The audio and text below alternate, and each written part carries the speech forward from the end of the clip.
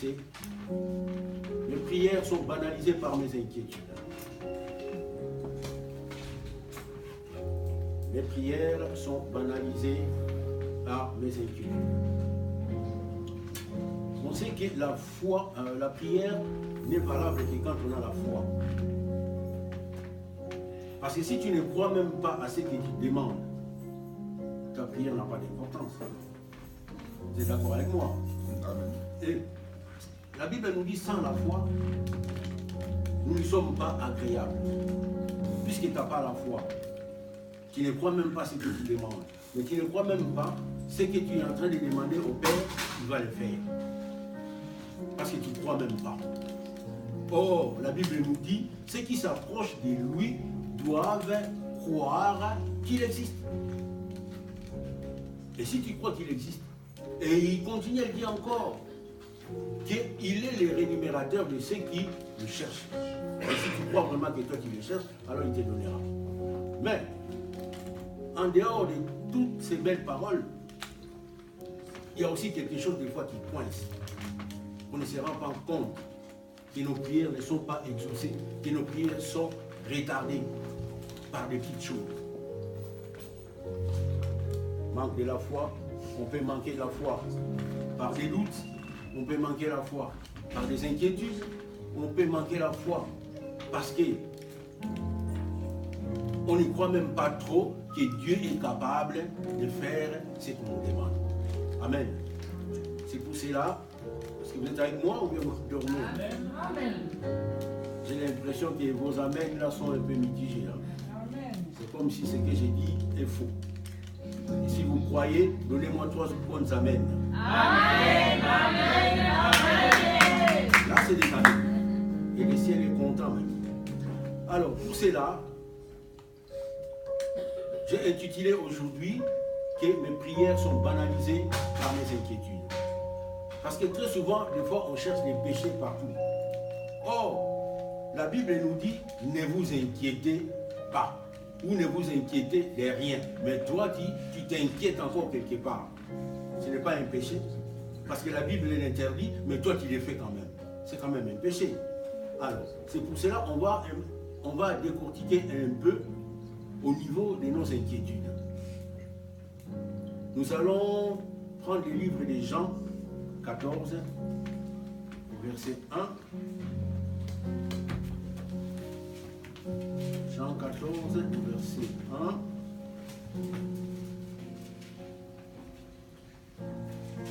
Si on a trouvé, on peut se mettre debout.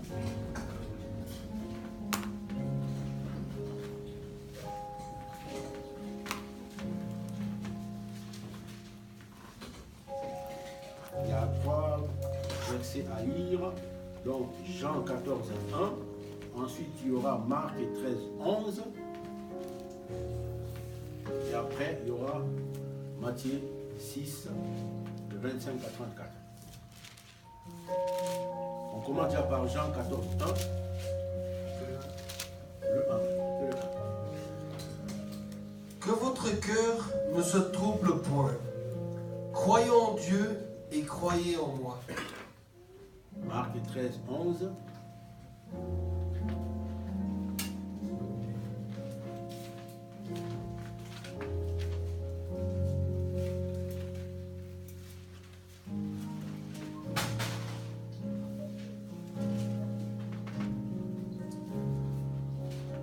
Quand on vous amènera pour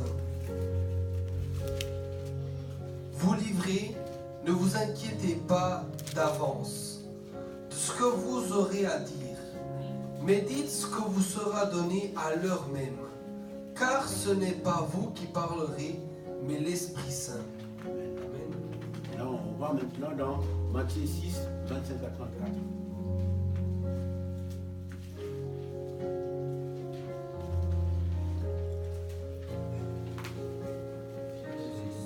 Matthieu 6, 25 à 34. C'est pourquoi je vous dis, ne vous inquiétez pas pour votre vie, de ce que vous mangerez, ni pour votre corps de quoi vous serez vêtus. La vie n'est-elle pas plus que la nourriture et le corps plus que le vêtement? Regardez les oiseaux du ciel. Ils ne sèment ni ne moissonnent, et ils n'amassent rien dans des greniers. Et votre Père céleste les nourrit. Ne valez-vous pas beaucoup plus qu'eux? Qui de vous, par ses inquiétudes, peut ajouter une coudée à la durée de sa vie? Et pourquoi vous inquiétez au sujet du vêtement? Considérez comment croissent les lys des champs. Ils ne travaillent ni ne filent. Cependant, je vous le dis que Salomon même, dans toute sa gloire, n'a pas été vêtu comme l'un d'eux. Si Dieu revêt ainsi l'herbe des champs qui existe aujourd'hui et qui demain sera jeté au four, ne vous vêtera-t-il pas plus forte raison, gens de peu de foi? Ne vous inquiétez donc point, et ne dites pas que mangerons-nous, que boirons-nous, de quoi serons-nous vêtus? Car toutes ces choses, ce sont les païens qui les cherchent. Votre Père céleste sait que vous en avez besoin. Cherchez premièrement le royaume et la justice de Dieu, et toutes ces choses vous seront données par-dessus. Ne vous inquiétez donc pas du lendemain, car le lendemain aura soin de lui-même. À chaque jour suffit sa peine. Amen. Amen. Amen. À chaque jour suffit sa peine. Voilà. Ne vous inquiétez pas.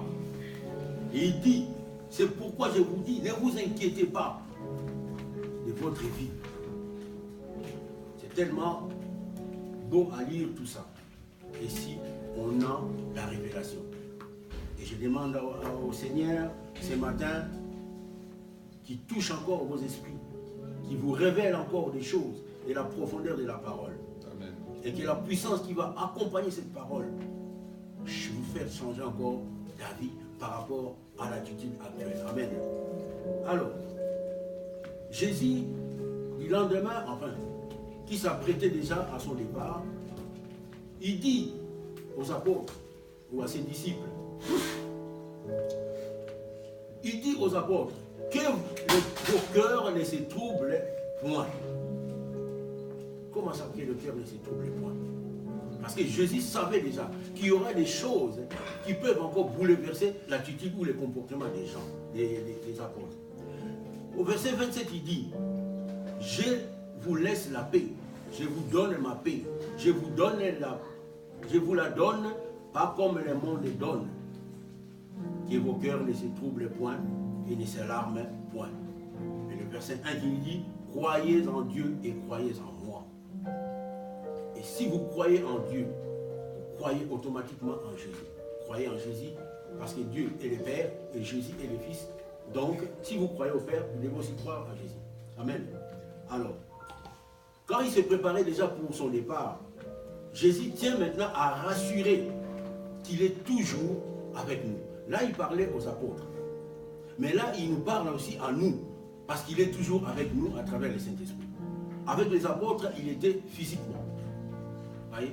Et nous, les apôtres, c'était physiquement. Et après, ils l'ont eu tous les jours quand l'Esprit Saint est arrivé. Mais nous devons vraiment être dans la joie.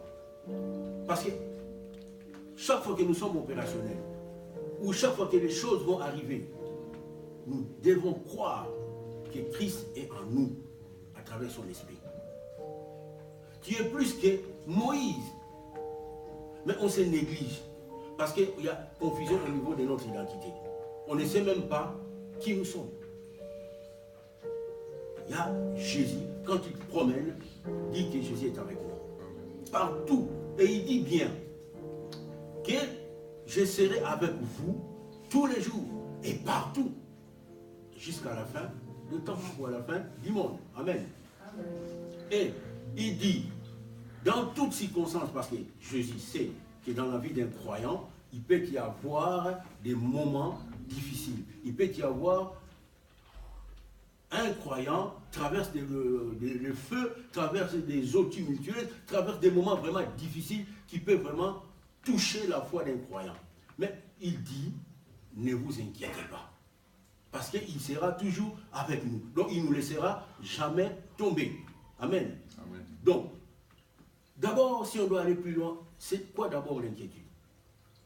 D'après ce que j'ai défini, l'inquiétude, au niveau des croyants, bien entendu, parce que je parle aux croyants, c'est des épreuves. Je n'appellerai pas tentation, mais c'est des épreuves. Tu dois passer des épreuves. Comment peux-tu savoir que Dieu est avec toi si il n'y a pas d'épreuve? Les épreuves sont là pour nous fortifier, pour nous rendre forts. Une fois qu'on a traversé ces épreuves, on se sent victorieux.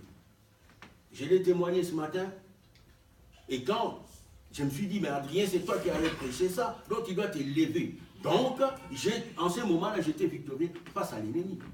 Parce que dans son dessein, il voulait me clouer au lit. Et lui, il allait crier, ah voilà, je l'ai eu. Mais c'est moi qui l'ai eu. Ouais. Donc, des épreuves doivent être là pour consolider, rendre fort les croyants. Amen. Donc, la crainte, la peur, dans la vie d'un croyant, ce n'est pas normal. L'incertitude, tu n'es même pas sûr que Dieu est avec toi. Tu n'es même pas sûr que Dieu te protège. Tu n'es même pas sûr que Dieu est capable de te donner ce qui te préoccupe. C'est ça l'incertitude. Ou le manque de repos dans l'âme du croyant. Tu es là, tu t'inquiètes à chaque fois, tu es malade, tu t'inquiètes, tu es malade, tu t'inquiètes, tu manques d'argent, tu t'alarmes pour un rien du tout. Pour un rien du tout, mais c'est le monde entier qui bouge parce que tu traverses une situation terrible. Tu n'as pas de repos. Ton âme n'a pas de repos. Non. Donc, il est normal si un homme dans le monde se préoccupe, s'inquiète pour ces choses-là, et la Bible nous dit clairement, ce sont les païens qui les cherchent. Mais toi, en tant que croyant, normal pour les gens du monde, ils veulent toujours avoir plus, jamais content et jamais rassasié. Mais toi, un enfant de Dieu, un croyant, un concitoyen du royaume des cieux, il est inadmissible que tu t'inquiètes. Parce que la Bible le dit clairement, ne vous inquiétez de rien. De quoi t'inquiètes-tu? Des vêtements? De ta santé? Du mariage? Parce que le Père Céleste sait ce que tu désires dans ton cœur. Et il te les donnera, toi, si tu te conformes par rapport à la parole. Amen. Amen. C'est ça. Oui. Tu t'inquiètes pour rien du tout. Or, en tant que citoyen du royaume des cieux, et par la foi que tu marches avec, tu prendras tes préoccupations, tu prendras tes inquiétudes, tu vas l'amener au pied de Jésus. Amen. Alors pourquoi tu te plains? Soyons sérieux. Il dit dans 1 Pierre 5, 7, si tu peux lire mon frère. Parce que considère-toi que tu n'es pas un homme normal. Tu n'es pas une fille normale. Aux yeux du monde, tu es anormal. Parce que tu ne fonctionnes pas de la même manière que les gens du monde. Tu ne dois pas réfléchir de la même manière que les gens du monde. Bien sûr que tu es dans le monde, mais tu ne fais pas partie de ce monde. Amen. C'est ça qu'on doit savoir. Si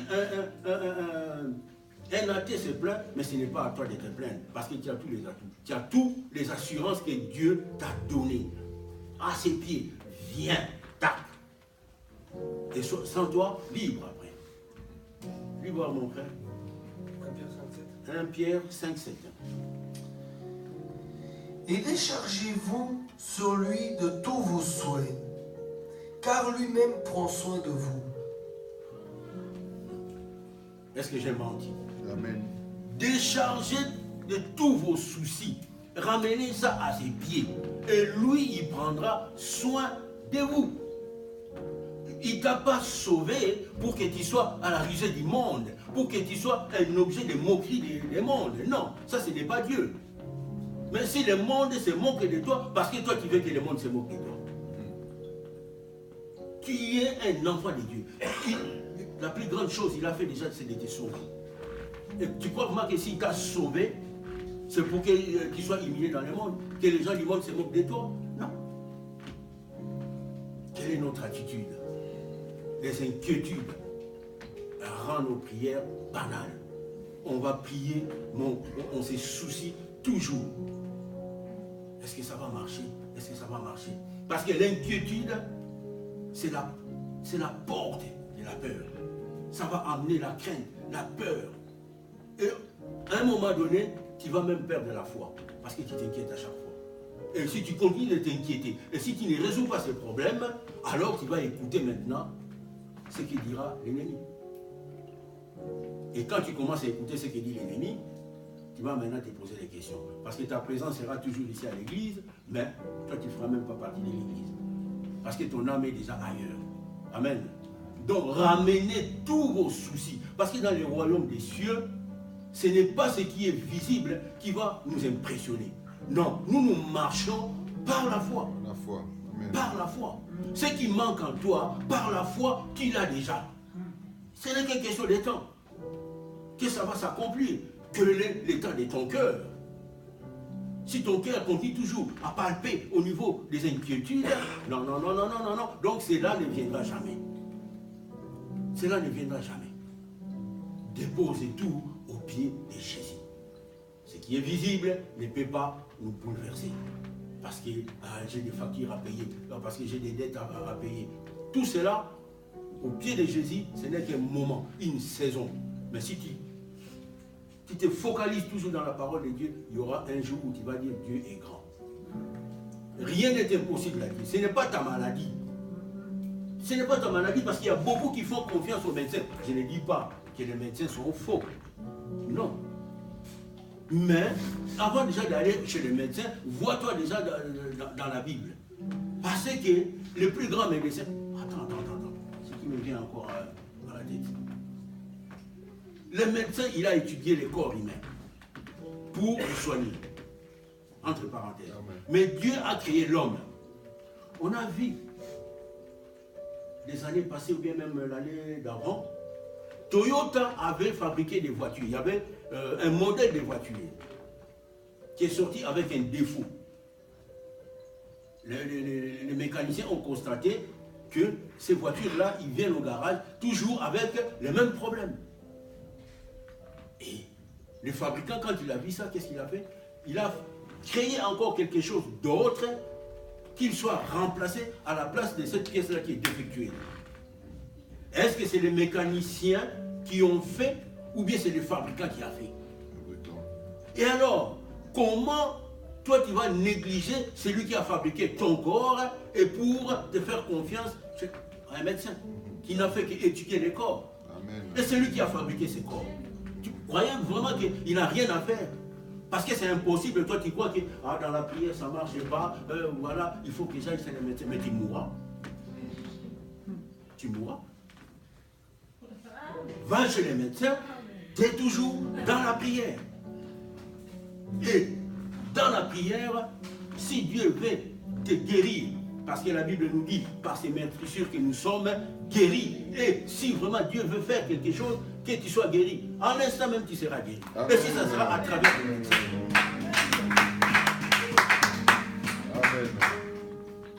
Est-ce que vous ne voyez pas qu'il y a beaucoup de gens qui vont aussi à l'hôpital? Il y a un moment donné, le médecin dit, nous arrêtons là. Non, on ne sait plus quoi faire.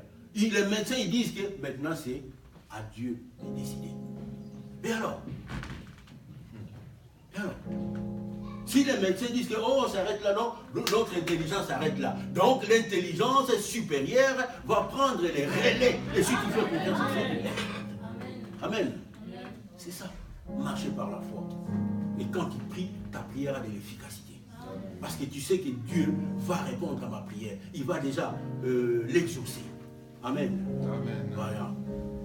Donc chacun de nous doit ramener ses fardeaux parce que Dieu dit ramène tes soucis, pose au pied de Jésus. Donc Dieu veut dire que dans la vie d'un croyant, il y a des moments où des choses n'iront pas, où il y aura des difficultés. Mais toi, simplement, ramène ça au pied de Jésus. Pourquoi?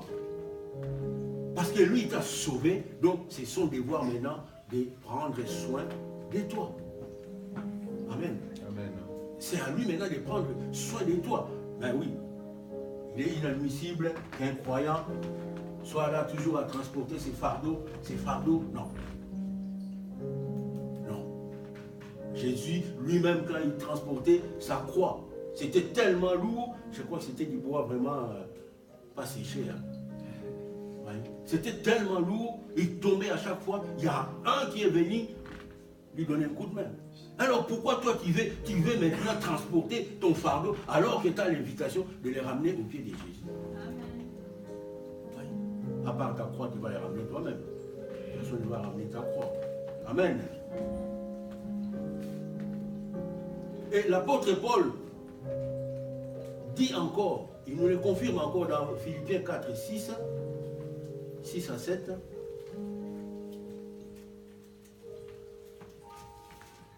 Philippiens 4, 6 à 7. Ah, merci. Je commence à comprendre maintenant ma Bible. Elle est tellement épais, mais avec des commentaires, j'arrive plus à me situer. Philippiens 4, 6 à 7. Ne vous inquiétez de rien. Ne vous inquiétez de rien. Mais en toute chose, faites connaître vos besoins à Dieu par des prières et des supplications avec des actions de grâce. Et la paix de Dieu qui surpasse toute intelligence gardera vos cœurs et vos pensées en Jésus-Christ. Amen. Amen. Ne vous inquiétez de rien. Quand les gens du monde vont voir ta situation, ils vont dire, ah, c'est normal qu'il soit comme ça triste. C'est normal qu'il soit comme ça inquiet, préoccupé. Ça, c'est le monde. Ils vont essayer de compatir avec toi. Mais toi, tu n'as pas besoin de la compassion du monde. Tu n'en as pas besoin. Mais quand il va ramener ces choses-là dans la prière, il dit bien,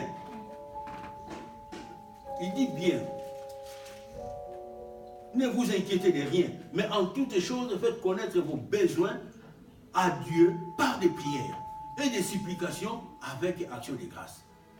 Et la paix de Dieu qui surpasse toute intelligence gardera ton cœur et tes pensées en Jésus-Christ. Et quand le monde vont voir que tu as ramené tous tes soucis à Jésus, mais les mondes vont constater quoi? Mais au lieu que tu sois inquiet, au lieu que tu marches tête basse, regard inquiet, mais toi qui es toujours dans la joie et tu célèbres toujours ton Dieu. Et là, en ce moment-là, ce sont tes inquiétudes qui vont devenir inquiets. Et le monde, tu vas transmettre tes inquiétudes au monde. Et toi qui es là serein, tranquille. C'est ça être un vrai croyant. Tu n'as pas besoin. Comme un aigle, tranquille dans l'esprit. Tranquille.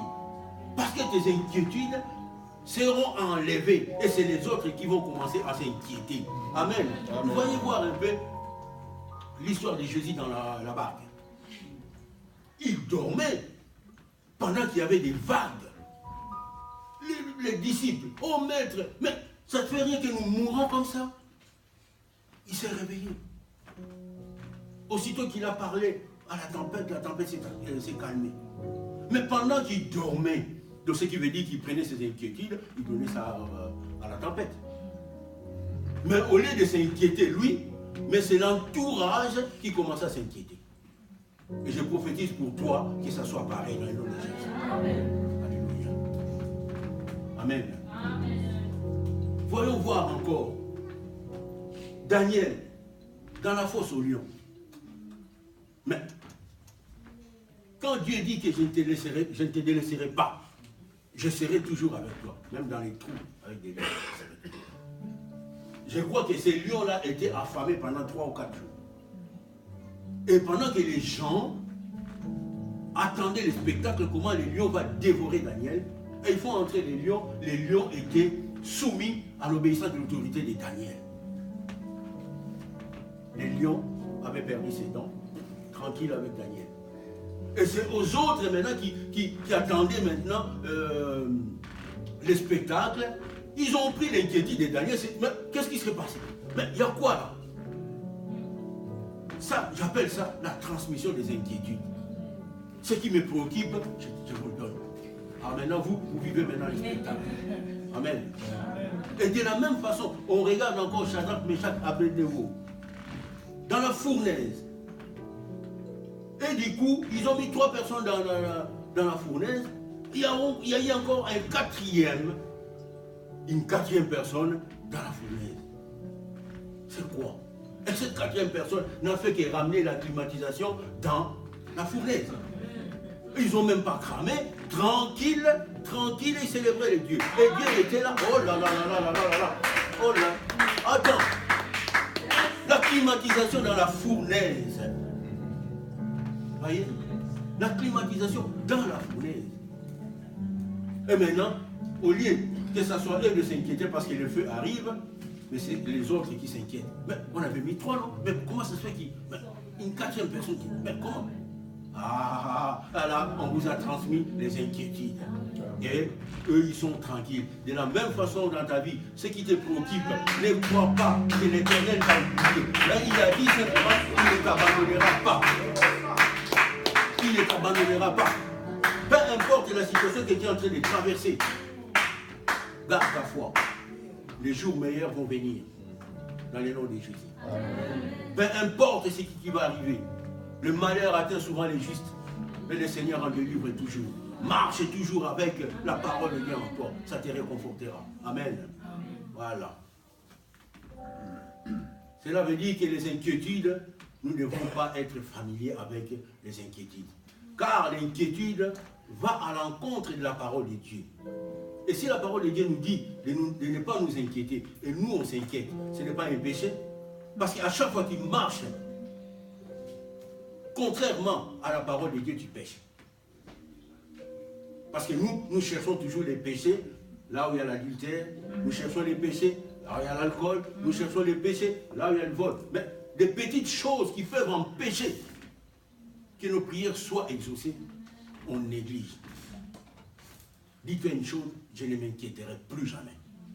En toutes les choses, c'est au pied de Jésus que je vais ramener. Amen. Il n'a jamais dit qu'il est surchargé. Non, il prend. Si le monde entier va se convertir, déposer le fardeau à ses pieds, il les prendra. Amen. Alors donc ce n'est pas toi que tu vas surcharger le Christ. Non, viens à ses pieds, dépose et répare serein. Répare.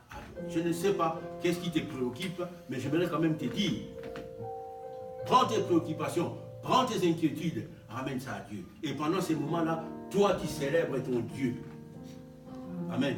Amen. Tu loues ton Dieu. Parce que ceux qui croient te préoccuper à la solution. Les jours meilleurs viendront. Amen. Et Dieu est au contrôle de tout. Ne te sens pas délaissé. Il ne te laissera jamais. Chaque fois que nous marchons contrairement à la parole de Dieu, nous commettons un péché. Car cela est un manquement grave à la fidélité de Dieu. C'est un manquement grave à la fidélité de Dieu. Alors, c'est pour ça qu'il nous dit de ne pas nous inquiéter. Parce que quand la situation difficile vient, l'homme ou la femme peuvent être inquiets. Son entourage peut être inquiet. Son entourage peut compatir à ses inquiétudes. Mais toi, tu sais que mes inquiétudes, je les ai déposées au pied de Jésus. Et mes inquiétudes, Jésus l'a renvoyé à l'inquiétude. Et c'est l'inquiétude qui va être inquiet à ta place. Amen. Amen. Crois à la parole de Dieu et tu vas marcher la tête haute plutôt que de marcher la tête basse. Parce que le Seigneur est toujours avec toi. Et il dit encore, la paix de Dieu qui surpasse toute intelligence, comme je l'ai dit. Donc, ce sont l'inquiétude qui vont recevoir l'inquiétude. Et ton entourage va être inquiet. Mais toi, par contre, tu vas danser, tu vas marcher la tête haute. C'est ça la parole de Dieu. Amen. Amen. Ce qui t'arrive, ne pense pas que Dieu t'a laissé tomber. Car il dit, je serai toujours avec toi et je ne te laisserai pas tomber. Alors, ne sois pas inquiet, car cela amènera la peur, et la peur à son tour nous amènera à la perte de la foi. Et nous allons accepter ce que l'ennemi nous dira. Parce que le Dieu que tu sers est un Dieu fidèle. Hein? Je n'oublie pas ce qu'il a promis. Mais simplement si nous marchons dans sa parole. Si nous marchons en respectant ce que la Bible nous dit. Amen. Amen. Donc tu n'as pas besoin d'aller consulter. Quand on voit surtout les hommes politiques, les chefs d'État, ils sont tellement inquiets qu'ils ont toujours l'habitude d'aller consulter. Comment on appelle ça? Les tarots. Nous en Afrique, c'est toujours les marabouts, hein? Les gangas. Et même chez les croyants, puisqu'ils ne sont pas dans l'incertitude, ils sont toujours là, ils courent toujours après les prophètes. Qu'est-ce que Dieu a dit pour moi demain? Ben pourquoi tu t'inquiètes du lendemain? Parce que les lendemains prendront soin de lui-même. Amen. Pourquoi tu t'inquiètes? Lui, il a dit qu'il a des projets de bonheur et pas des projets de malheur. Amen. Alors, vois-toi dans ta Bible. Ouvre la Bible, vois-toi là-dedans. Pourquoi tu te préoccupes? Quoi? La stérilité? Mais il dit que dans sa maison, il n'y aura pas de stérile. Quoi? La maison? Il dit, quand tu auras habité les maisons qui tu n'as jamais construites. Quoi? Vois-toi dans ta Bible. Ouvre la Bible et tu te verras là-dedans. Et les promesses de Dieu sont là pour toi. Amen. Mais comment tu te prends par rapport à la parole de Dieu? Amen. C'est ça qui coince quelque part. Oui. Il n'y aura pas de stérile dans ma maison. Et pourquoi? Vois-toi dans ta Bible. Prie l'Éternel. Médite. Médite jour et nuit. Et cela va te donner la paix. Et les inquiétudes ne t'amènera à rien. Parce que la Bible dit, qui parmi vous, par ses inquiétudes, peut rajouter une coudée à sa vie? Par tes inquiétudes, est-ce que tu peux changer les plans de Dieu vis-à-vis de toi? Est-ce que par tes inquiétudes, tu peux même rajouter 2 minutes seulement de la durée de ta vie? Au contraire, par tes inquiétudes, tu vas mourir. Parce que par tes inquiétudes, à force de t'inquiéter, tu ne trouveras pas de solution et tu vas tomber malade. Et pendant que tu es malade, les médicaments n'agiront même pas parce que tu es toujours dans les soucis. Et la porte de la mort sera là. Il y a beaucoup de places pour l'enterrement. Si tu ne veux pas, on va même te cramer. Il n'y a pas de problème. C'est ça. Ne t'inquiète pas. C'est simplement ça. Vois-toi dans la Bible. Toutes les promesses sont dans la Bible. Comment tu t'y prends? Comment tu t'y prends? Et qu'après cette parole, j'aimerais quand même que la vie ou la vie de quelqu'un change. Sa façon de voir les choses doit changer. De ne pas s'inquiéter. D'être toujours serein, libre. Oui. Et dans Marc 13, verset 11, si tu peux lire mon père. Parce que si tu es juste, il ne va pas t'abandonner. Parce que David, il a dit dans Psaume 37, qu'est-ce qu'il a dit? J'étais jeune, j'ai vieilli, je n'ai jamais vu un juste abandonné. Et pourquoi Dieu va t'abandonner, toi? Je n'ai jamais vu les justes abandonner, ni sa prospérité mendiant son pain. Donc Dieu prend soin de toi et il prend aussi soin de ta progéniture. Amen. Alors pourquoi tu vas être inquiet? Tu vas être là tranquille. La maladie peut arriver, mais ce n'est pas la maladie qui va te préoccuper. Ce n'est pas la maladie. Ne t'inquiète pas. Dépose tout au pied de Dieu. Lui va prendre soin de toi. Il t'a sauvé par que tu sois tout le temps malade, tout le temps malade. Vois-toi dans la Bible. Allons-y, mon frère. Marc 13, 11. Quand on vous amènera pour vous livrer, ne vous inquiétez pas d'avance ce que vous aurez à dire. Mais dites ce que vous sera donné à l'heure même, car ce n'est pas vous qui parlerez, mais l'Esprit Saint. Amen. Même quand on vous amènera. Là maintenant la Bible parle, je donne l'exemple du lendemain de lapidation d'Étienne.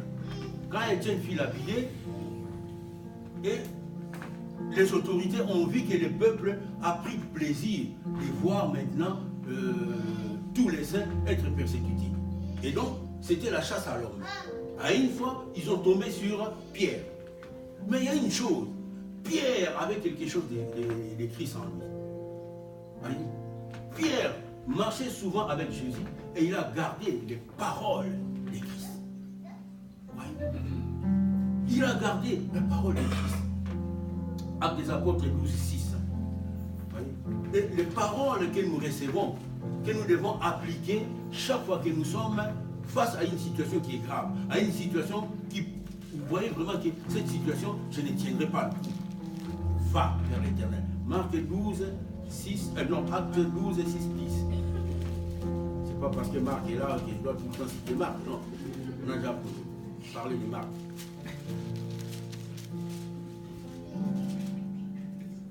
Acte des Apôtres 12, 6. 6 à 10. La nuit qui précéda le jour où Hérode allait faire comparaître Pierre, lié des deux chaînes, dormait entre deux soldats, et des sentinelles devant la porte gardaient la prison. Et voici un ange du Seigneur survint, et une lumière brilla dans la prison. L'ange réveilla Pierre en le frappant aux côtes, et en disant « Lève-toi promptement ». Les chaînes tombèrent de ses mains. Et l'ange lui dit « Mets ta ceinture et tes sandales ». Et il fit ainsi. L'ange dit encore « Enveloppe-toi dans ton manteau et suis-moi ». Pierre sortit et le suivit, ne sachant pas que ce qui se faisait par l'ange furiel, et s'imaginant avoir une vision. Lorsqu'ils eurent passé la première garde, puis la seconde, ils arrivèrent à la porte de fer qui menait à la ville et qui s'ouvrit d'elle-même devant eux. Ils sortirent et s'avancèrent dans une rue. Aussitôt l'ange quitta Pierre. Amen, amen, amen, amen. Je prophétise que cette parole soit vraiment pour toi, que tu le gardes à cœur face à une situation grave, une situation qui te trouve vraiment que je peux perdre ma foi. Vois-toi en Pierre. Vois-toi en Pierre. Quelqu'un, au lendemain de son jugement, au lieu de veiller, de commencer à penser des arguments qui vont avancer. Mais non, mais lui dort profondément. Ce n'était pas un petit sommeil, parce que l'ange a dit taper par des coups de pied. Donc il dormait profondément. Donc ce qui veut dire que son âme était en repos. Amen. Il n'avait pas des inquiétudes, mais plutôt les inquiétudes étaient aux gens qui gardaient. Ah, on ne va pas pouvoir dormir parce que s'il disparaît, c'est nous qui allons le juger. Et lui, il dormait profondément. Donc il a transmis ses inquiétudes au gardien. Et l'ange qui entre avec la lumière, je ne pense pas que c'est Pierre qui a raconté ça parce que lui dormait. Et cette lumière, je crois que ça doit être un gardien qui avait parlé de ça. Amen. La lumière et l'ange commençait à réveiller Pierre. Mais au lieu de veiller, tu ne sais même pas si tu seras condamné à mort, mais toi tu dors profondément. Je te souhaite et je le prophétise dans la situation qui te préoccupe, que tu dormiras serein, parce que l'ange de l'Éternel viendra te délivrer de cette situation. Amen. La Bible nous dit, ne dites rien, vous parlerez seulement au moment venu. Parce que ce n'est pas vous qui parlerez, mais c'est le Saint-Esprit qui va parler. Et le Saint-Esprit a parlé à travers l'ange qui est venu libérer Pierre, et puis voilà, ils sont partis. Et Pierre croyait que c'était dans les rêves, alors c'était vraiment la pire réalité. Amen. Et quand l'ange est parti, c'est là qu'il a vu, mais c'était pas un rêve, c'était vrai, donc je suis libre. Il a transmis ses inquiétudes, au lieu de s'inquiéter, il a transmis ses inquiétudes au gardien, à ceux qui devaient monter la garde, et puis lui, il dormait profondément dans son sommeil et reposant son âme. Et je prophétise aussi que ton âme ne soit pas troublée, que la paix de Dieu, la paix que Dieu donne, qui surpasse toute intelligence, soit pour toi dans le nom de Jésus. Alléluia. Alléluia. Amen. C'est quoi? Donc, Pierre avait reçu déjà la parole de Dieu. Donc, Pierre s'est souvenu des paroles que Jésus lui disait. Il disait quoi? Il s'est souvenu parce qu'il marchait beaucoup avec lui. Hein? Je ne t'abandonnerai pas. Même en prison, je ne t'abandonnerai pas. Que ton cœur ne soit pas troublé. Malgré tout, donc, tranquille, dors, serein. Exact. Crie. Loue l'Éternel. Parce qu'il n'y a rien qui va t'arriver. Même pas un seul cheveu de ta tête ne tombera. Parce que lui, il sait le nombre des cheveux qu'il y a. Mais il dit encore, pas un seul qui va tomber. Mais c'est les autres qui vont ramasser. Amen. Ah, il est merveilleux, c'est Dieu. Amen. Amen. Il est vraiment merveilleux. Des fois, nous nous préoccupons à des situations, alors que des situations qui peuvent résoudre encore nos problèmes sont tellement là, devant nous. Mais nous allons voir ça de loin. Parce que nous ne faisons pas attention à la parole. Il est temps. On a passé 4 ans, on a passé 2 ans, on a passé 10 ans à prier dans les églises. Et nos situations ne changent pas. Et il est temps maintenant que les situations changent. Il est temps maintenant que l'ennemi voit vraiment que nous ne lui appartenons plus. Que nous sommes les citoyens des royaumes des cieux. Amen. Il faut l'éprouver. Il est temps maintenant d'éprouver à Satan qui n'a plus la même mise sur nous en appliquant la parole de Dieu. Amen. Il est temps. Il n'y a pas de honte dans la vie de dire que je suis un enfant de Dieu. Il n'y a pas de honte. Mais c'est les autres qui vont être hontés. Amen. C'est ça. Parce que pendant que tes persécuteurs vont se réjouir de voir ta condamnation, mais ce sont eux qui seront préoccupés parce que l'inquiétude leur sera transmise. Parce que quand tu sortiras de la prison, ils ne vont même pas te voir, ils vont seulement constater la disparition du prisonnier.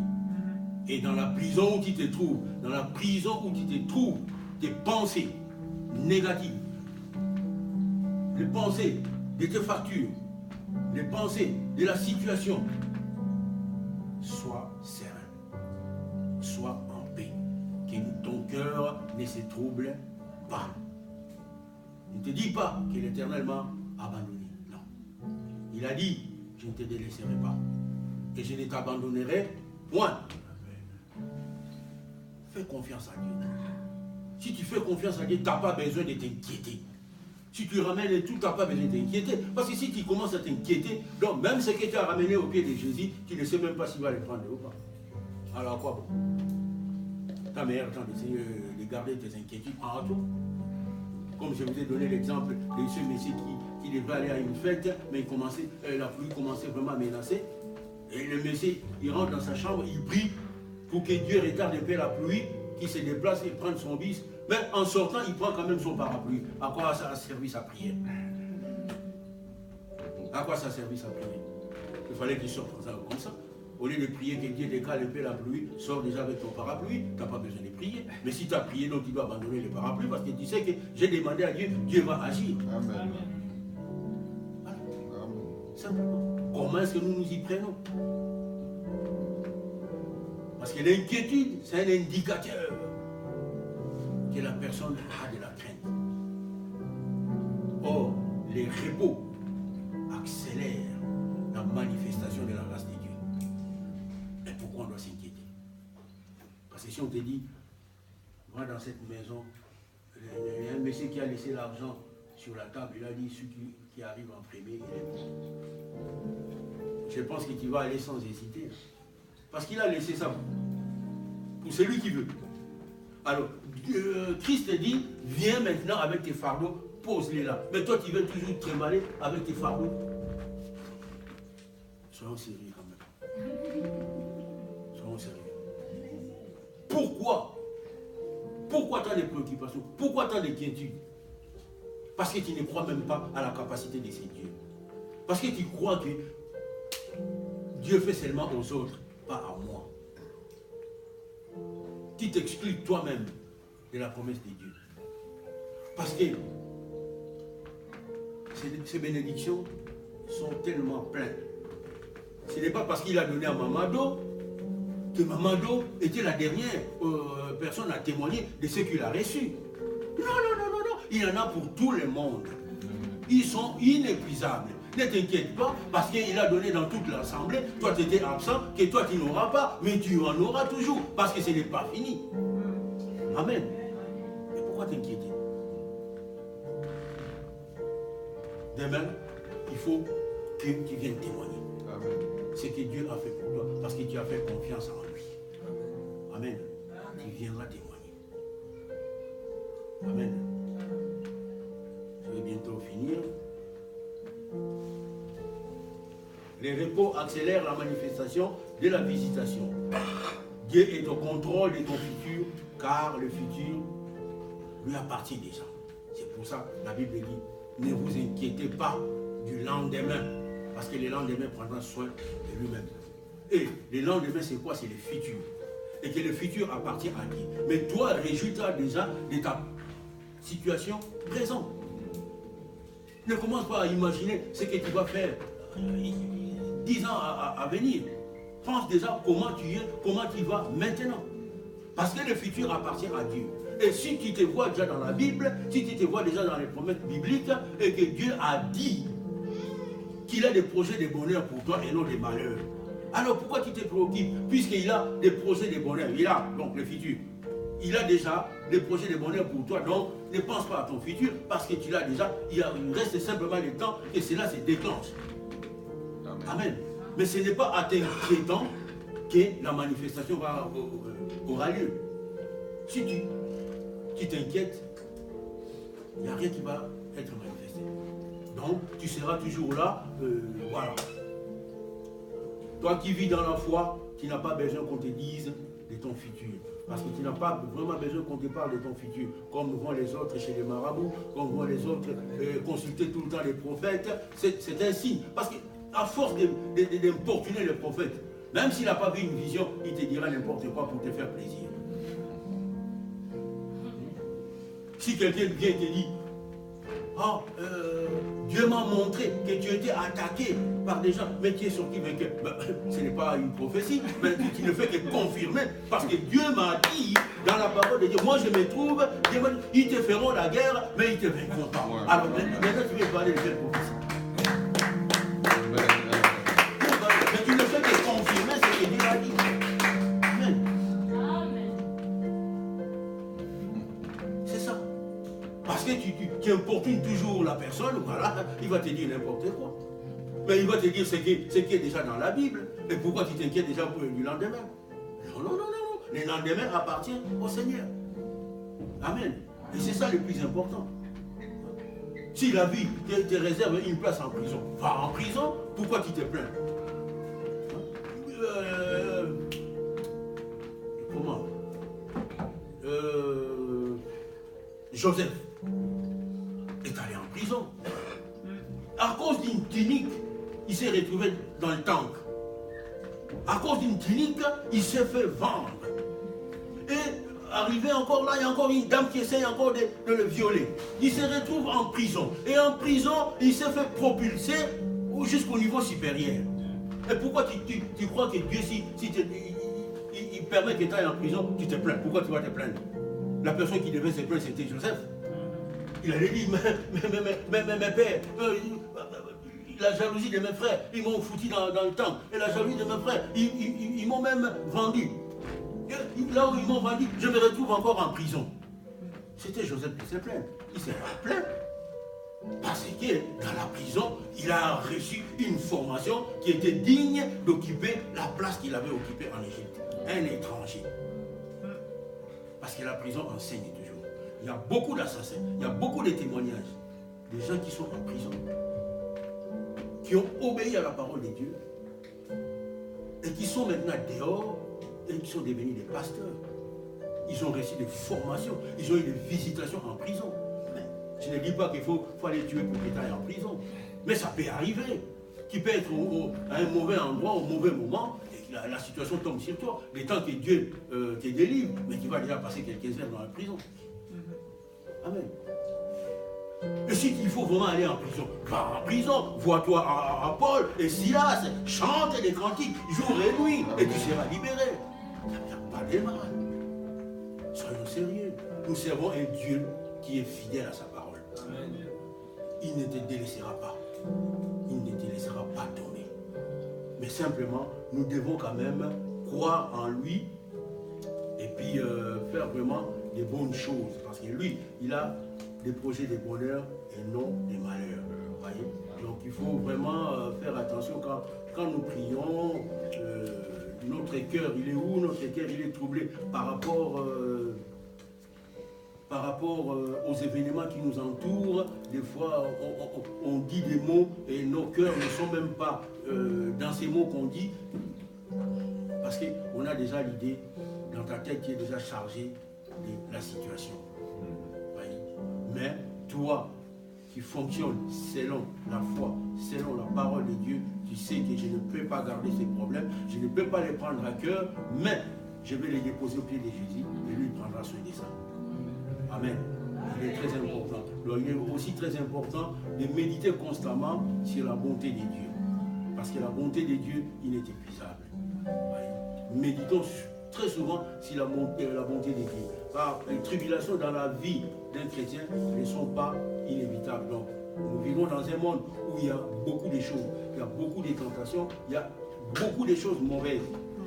Et un croyant peut passer aussi des moments bizarres, des moments vraiment difficiles. Mais cela ne te poussera vraiment pas dans le désespoir. Parce que tu sais qu'il y a quelqu'un qui a tendu la main, que tu ramènes tes problèmes. Amen. Soyons confiants. Si tes inquiétudes sont à l'origine du péché, alors la Bible dit, approche-toi du trône et de la grâce avec assurance pour obtenir miséricorde. Qu'est-ce que tu as fait? Parce que les difficultés peuvent provenir aussi de beaucoup de choses. Mais si tu crois que parce que tu as fait un péché, que les péchés ne te fassent pas éloigner de la face de Dieu, mais il faut que tu t'approches de lui avec assurance, afin que tu obtiennes miséricorde. Et quand tu obtiendras miséricorde, donc Dieu va te regarder à travers le sang de son Fils Jésus. Il ne te regardera plus tes péchés, parce qu'il va oublier. Mais quant à toi, ne recommencez plus. Amen. Donc, maintenant que nous savons que l'inquiétude est un péché, et je crois que chacun d'entre nous a bien compris, de ne pas s'inquiéter. Le problème qui te submerge, rentre dans ta chambre, prie, quand tu sortiras, tu seras libre. Que Dieu vous bénisse.